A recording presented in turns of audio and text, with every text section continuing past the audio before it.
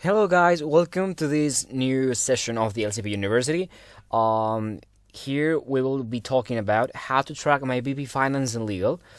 Delivered by Jonathan, Johnny, your MCV Finances and Legal, as known as your favorite MCVP. Although you deny or say it's not true, I know it's truth. So yeah, that's me. Let's get to this very quick and easy session. So the objectives of this space is first of all to understand how to track finance and legalities, and for that we have the measures.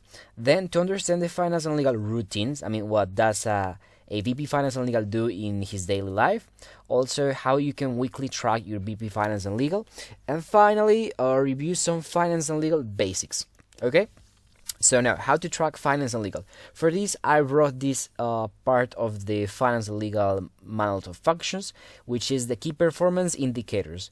So this is like somehow a combination of lag and lead, but whatever, let's get to it.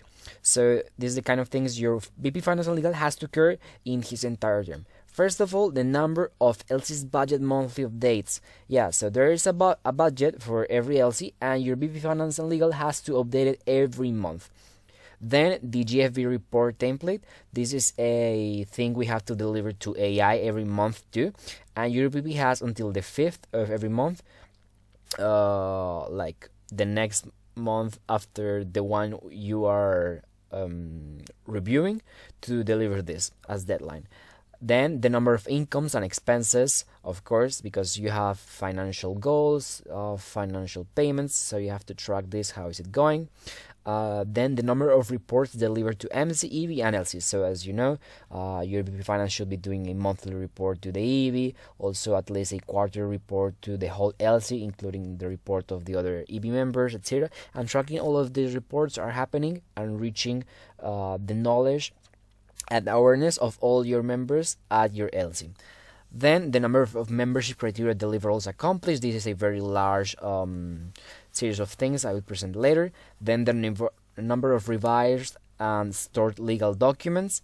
Then number of score at the audit reports. And finally, the number of assemblies properly delivered plus the documents updated. And for these documents, I refer exactly to the assembly records. We'll look at this later. Okay? So, wait. Alright, the budget. So, this is the budget, like a screenshot of a budget of ISEC in Bellaterra.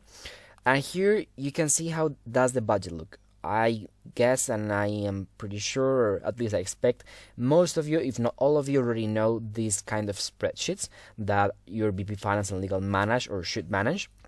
Here you have some accounting codes that you won't really understand, but you don't either need to pay attention to it. Then the description, this large thing is over here, which basically describes the type of thing you're assigning a financial number. Then, oh my god, you also have the columns for every month. For example, here it says May of 2018.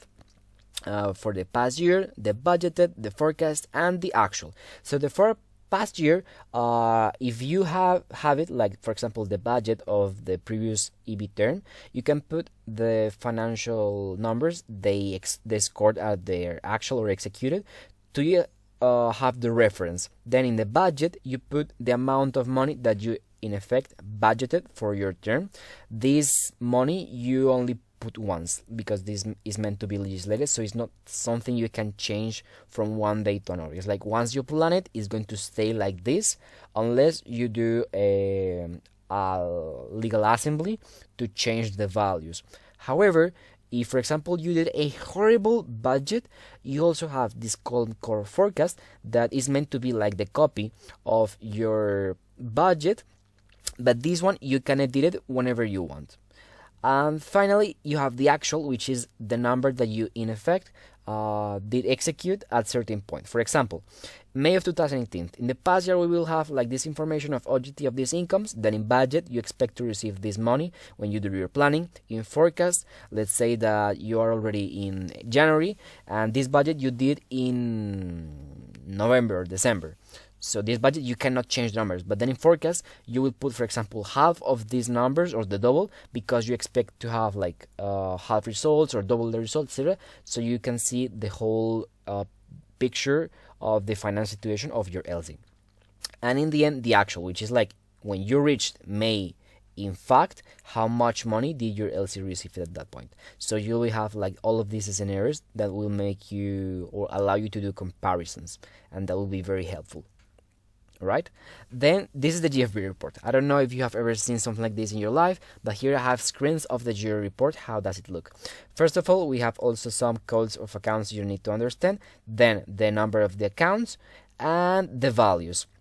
And we do one of these every month. So in a big block, first you have the revenues for every product and also different accounts like PD, CR, partnerships, conferences, etc. Then costs, which we have the direct ones for the products, then also conferences, LCP, etc. Then assets, for example, and most of the times, and I expect all the times, just the money in the bank, because you're not supposed to be handling a petty cash. But yeah, so basically the money at bank account, and also the receivables you can be having, for example, from other ISEC entities, from the MC or from your members of your LC, for them not paying conferences in time, etc. And then the liabilities, which is the money you owe to someone, for example, LC fee to the MC, or some kind of money you have to reimburse to some EB members or LC members, etc. So this template, they have to fill it every month. Then incomes and expenses. This is a screenshot of the bank account webpage. So yeah, basically you just have to download the certificate of the incomes and expenses at certain point of your term. And here the bank account is really important for both you and your VP Finance and Legal to have access, so you can track it. How is the bank going? How is it moving? How much money are we receiving or paying to someone else? And you can know how far or close you are to your financial goals. Then the reports delivered to MC and LC. You might know already this template that I gave you some time ago. And basically, this one is meant to be used for the quarter report, alright? But you can make a shorter version or more simple cut things for the ones you have to report monthly to your EB, or if you have weekly reports, like however. But yeah, like taking account that this is like a very super complete report we use for every quarter. Then we have the membership criteria deliverables. This is like the old ones, so here you have like the results. I don't know what this is. It's like quarter 3, if I'm not wrong. But yeah, it's like this is the track the MSC uses to know how our DLCs doing at the different deliverables. So remember that we have a representation block, also a information block, financial block, legal block, etc. And for every block we have some like sub blocks or deliverables. However, this thing already changed, and this is the thing that we will see later. Here it is, the financial routines. Here I have the screenshot of the new deliverables of the membership criteria, but we can revise it later. But yeah, like for the membership criteria, just taking out that your VP Finance must be tracking this weekly and monthly to know that and guarantee your LC will have the right to vote. And why weekly? Because we have weekly deliverables like the SONA, also monthly deliverables and quarterly deliverables, and also yearly deliverables.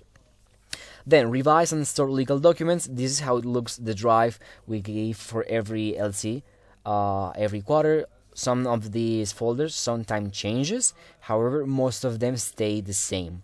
But yeah, it's like you have to submit accounting documents, the contracts of your EPs, the payment plan, EB composition, the financial report, which already changed, is going to be like the whole EB report, VAT payment, local bank movements, proof of payments, etc, etc, etc. Then the score at the audit report. So this is a new thing we just implemented in this term with the MC on, which is the auditing of the exchanges. In this audit, we have an approval audit and also a realized audit. For both of these, we revise different things. For the approval, if I'm not wrong, it's just the identification document, the contract. I think that's it. And then for the realized, which is like the most heavy one, is the visa, then the flight or transportation tickets with go and back, also the international health insurance, etc. And yeah, like right now, not all the LCs are putting effort to this, but like take it very seriously, because these will start being measured at the February membership criteria, like since that month.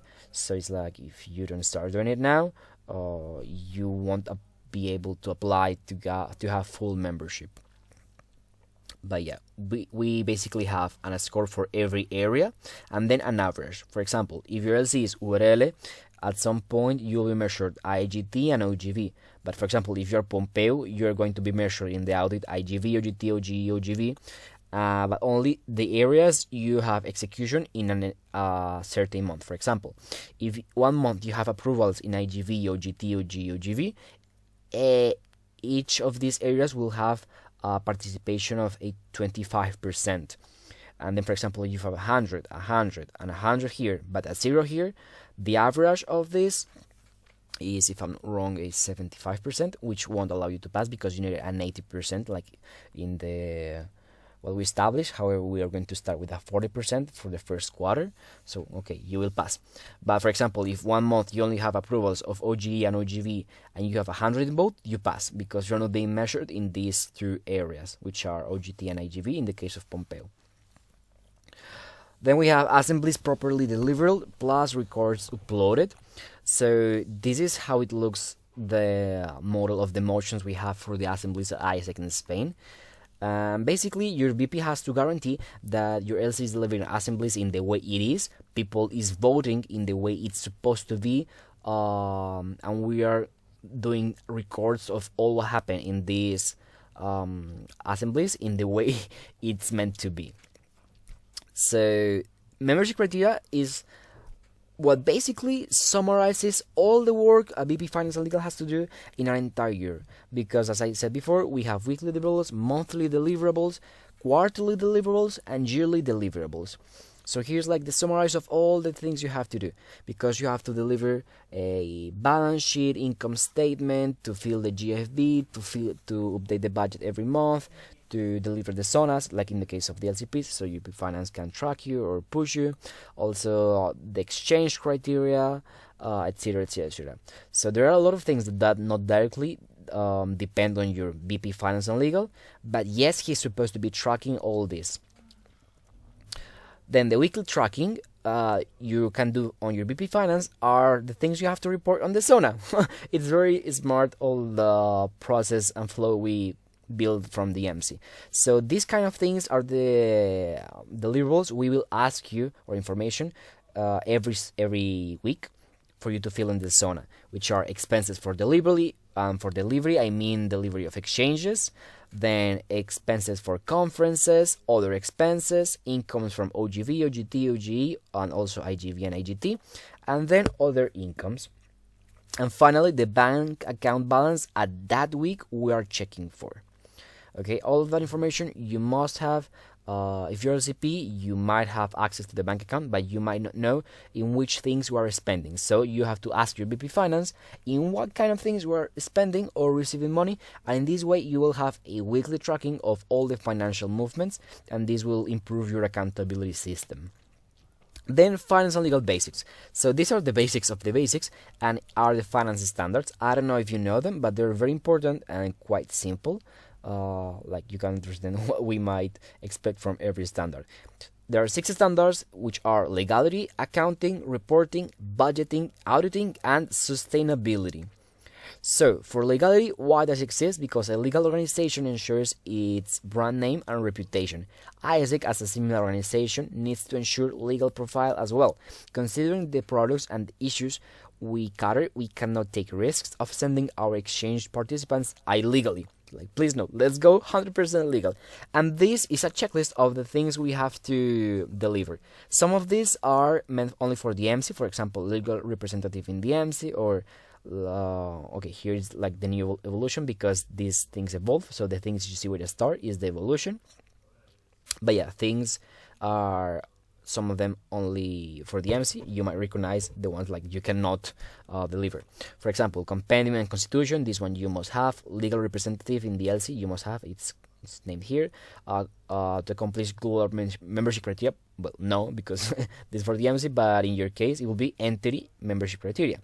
Then tax status is defined and paid, and for this we're referring to the VAT payment, which is IVA, and also the Impuesto de Sociedades. Then trademark registration, this one you don't need. Exchange contract, this one you need to store. PD and sponsorship contracts, well, in this moment DLCs don't have this area. Visa for customers, which is your EPs. Also visa for international MC members, well, this one does not apply for LCs. Professional legal advice, in this case you don't need this exactly because we're covering that part in the MC. Risk and legal matrix is fulfilled. This is not yet downscaled to LC, so you need this. Then this is the A4 auditing. Sorry, I meant accounting. Wait, what did this move? Yeah, A4 accounting. Isaac, as any other organization, needs to do accounting to collect information about operations, to be able to evaluate financial status and performance for making decisions, and to fulfill criteria by set law. So double entry bookkeeping system, yes, we're having this. Accounting principles, alignment between accounting and budget. So this is like what you're registering in your accounting system, which is Wave. It's also the same numbers you're putting in your budget. Then financial statements should be generated at least once per year. This is like the balance sheet, the income statement, etc. Requirements of accounting documents equals documents which prove accounting transactions. So it's like, for example, you have invoices for a total value of 2,000 euros. Well, these 2,000 euros should be in your bank account at the report of the balance sheet or the bank movement, for example. Then also to archive all accounting documents physically and or virtually for at least 5 years, and align your chart of accounts with GFB, which is already done in the templates of the budget we give from the MC. Then we have this reporting, which is a tracking tool which helps us to check the current financial status and performance of the entity, keep the organization accountable, ensure it is operating legally, and be transparent with how the organization is using its resources. So for this we have monthly reporting of executed budget for incomes and expenses. This is meant to be done to the EB at least, but not to the LC mandatory, no, just if you want to. Then reporting process of budget execution. All reports include structure of GFB, storing the reports physically and or virtually, and GFB submitted monthly. So for this report of everything, which is the template, you do it, as I said, every quarter when it ends. Then we have auditing. The audit gives us an objective verification that our accounting gives fair and honest view of our organization and that our financial and legal process fulfill standards and satisfaction in our operation. So for this we have the unqualified external audit, financial internal audit, and legal internal audit. All these audits are done by the MSc and the MCB Finance and Legal, so you don't have to care about this, like to audit someone else, unless you're going to be the MSc or MCB Finance and Legal in some future, which for sure you might want to, and you will do it. Then we have sustainability. To ensure sustainability of the organization while running healthy and effective products. So there are a lot of things here, but basically the sustainability standard asks you not to have debt, or if you have debt, not to be very high. Also for at least the 70% of your incomes to come from exchanges, which this is not like a problem at LC level. To ensure the pipeline and fulfilling TM standards. So you will ask myself, maybe, why is this TM thing here? Well, basically because imagine that if you don't accomplish TM standards, you won't have a good membership in terms of like members. If you don't have members, there is no point to work on building a financial bank account if you have no one else to pass it by through the years. And also that if you don't have the right people to take it at some point, then all of these efforts can go straight to the garbage. So yeah, that's why you need good people, people staying the time it is needed. Also conferences to be sustainable, and for this taking count a lot the leaks, like you should not be having losses from the leaks, etc. So I don't know if you knew that your VP Finance and Legal should care about all these things. Sometimes not even they know, or they don't remember, or they just don't pay attention. But yeah, Finance and Legal does all these things in a summarized way, but for sure they do a lot more than this, and they have a very big possibility to achieve great impact in your LC, in both operations and membership back office, if they want to. Like, if you are a mediocre VP Finance and Legal, you might just care about doing the GSB monthly and maybe care a little bit for the membership criteria, looking at the bank account at some point every time. But that's not a VP Finance and Legal. That's like a mediocre finance manager. But a good, excellent VP Finance and Legal should be caring about all the things we have seen. And if you have a excellent VP Finance and Legal, you might see reflected at having membership criteria all the quarters. If you don't, then you have to revise how good is your VP doing. But yeah, basically Finance and Legal does all the things. If you want to check the entire document here of the financial standards, we have like 20 pages of the explanation of every part of the checklist. You can do it. Here is the link, but you might click only when checking out the presentation, not now. I don't know.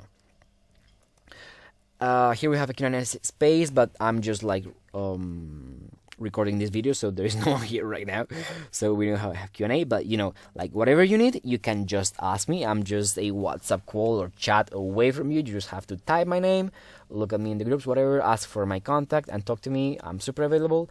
I might not answer for you 1 minute later after you ask something, but for sure I'll try to answer you as soon as I can and in the best way as I can. If I don't know something, I might redirect you to someone who knows, or try to find out the answer by myself to educate myself and then show you how is it done. So yeah, now I don't know if you should have a quiz. Maybe Danny knows, but that's all for this session. So I hope you learn a lot and see you later. Bye.